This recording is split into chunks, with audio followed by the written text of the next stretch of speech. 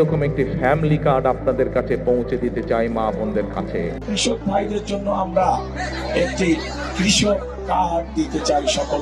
Digital যুগে নাগরিক পরিচয় ও সেবা পাওয়ার পদ্ধতিতে কার্ড সিস্টেম দ্রুত এক পরিবর্তন এনেছে।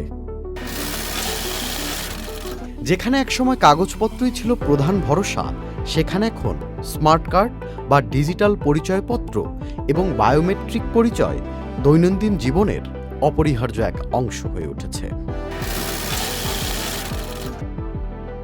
বাংলাদেশও এই ধারায় এগোচ্ছে।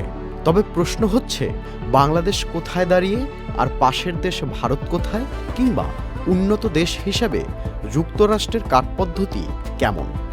প্রথমেই যদি বাংলাদেশ সম্পর্কে জানি, তাহলে বাংলাদেশের নাগরিক জীবনের কেন্দ্রবিন্দু হল জাতীয় পরিচয়পত্র বা এনআইডি কার্ড।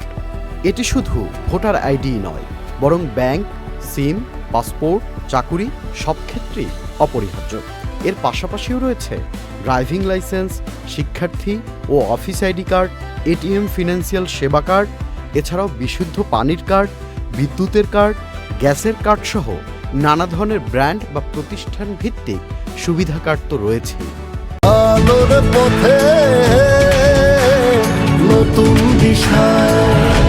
সাম্প্রতিক সময় সরকার চালু করেছে ফ্যামিলি কার্ড, যা মূলত নিম্ন আয়ের পরিবারকে ভর্তুকি ও খাদ্য সহায়তা দেওয়ার একটি মাধ্যম। এর সঙ্গে যুক্ত রয়েছে টিসিবি কার্ড, যার মাধ্যমে কম দামে নিত্য প্রয়োজনীয় পণ্যও দেওয়া হয়। এছাড়াও সামাজিক নিরাপত্তা কর্মসূচির আওতায় রয়েছে বয়স্ক ভাতা কার্ড, বিধবা ভাতা কার্ড, প্রতিবন্ধী ভাতা কার্ড সহ সেক্টরে আলাদা আলাদা কার্ড। তবে বিশেষজ্ঞরা মনে করেন, বাংলাদেশের এখন মূল লক্ষ্য এই বিচ্ছিন্ন কার্ডগুলোকে একীভূত করে স্মার্ট সিটিজেন আইডি কার্ড তৈরি করা, যাতে একজন নাগরিক একটি পরিচয়পত্র দিয়েই অনেক সেবা পেতে পারে।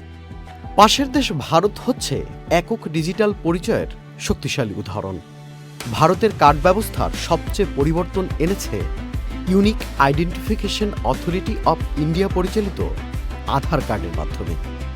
এটি বিশ্বের বৃহত্তম বায়োমেট্রিক আইডি সিস্টেম।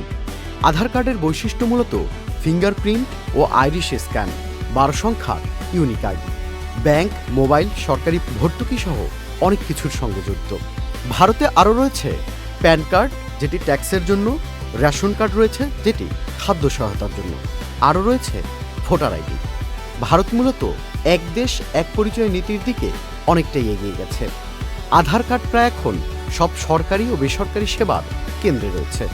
তবে যুক্তরাষ্ট্রে বাংলাদেশের মতো একক জাতীয় আইডি নেই। যুক্তরাষ্ট্র মূলত কার্ড নয়, সেখানে রয়েছে বহুমাত্রিক পরিচয় ব্যবস্থা। সবচেয়ে গুরুত্বপূর্ণ পরিচয়পত্র হল সোশ্যাল সিকিউরিটি অ্যাডমিনিস্ট্রেশন প্রদত্ত সোশ্যাল সিকিউরিটি নাম্বার বা এসএসএন। এর ব্যবহার মূলত ট্যাক্স, চাকুরি, ব্যাংকিং, সামাজিক নিরাপত্তায়। এছাড়াও ব্যবহৃত হয় drivers license, state ID, passport. যুক্তরাষ্ট্রের বৈশিষ্ট্য হল একটি কার্ডের ওপর নির্ভর না করে বহুমাত্রিক পরিচয় ব্যবস্থা। এখানে ব্যক্তিগত গোপনীয়তা রক্ষা একটি বড় বিষয়, তাই কেন্দ্রীয় একক আইডি এখনও চালু হয়নি। তুলনামূলকভাবে বিশ্লেষণ করে আমরা জানতেই পারি কার্ডভিত্তিক সিস্টেম কেন গুরুত্বপূর্ণ। বিশেষ করে প্রকৃত উপকারভোগীকে শনাক্ত করা সহজ হয়, দুর্নীতি কমে যায়, সময় সাশ্রয় হয় এবং ডিজিটাল অর্থনীতিতে, বিশেষ করে ক্যাশলেস লেনদেন বৃদ্ধিতে একটি গুরুত্বপূর্ণ ভূমিকাও রাখতে পারে। বাংলাদেশ এখন একটি পরিবর্তনের মধ্য দিয়ে যাচ্ছে। বিচ্ছিন্ন কার্ড ব্যবস্থার যুগ থেকে একীভূত ডিজিটাল পরিচয়ের যুগেও যাচ্ছে। ভবিষ্যতে বাংলাদেশও হয়তো এমন এক জায়গায় পৌঁছবে যেখানে একটি স্মার্ট কার্ড বা ডিজিটাল আইডি হবে নাগরিক জীবনের সব দরজা খোলার চাবিকাঠি। তবে প্রথমে এরকম সেক্টরে সুবিধা দিয়ে কার্ড তৈরি করলে অনেকাংশে এই কাজটি একীভূত করতে ভূমিকা রাখবে। Tanvir Limon, channel I.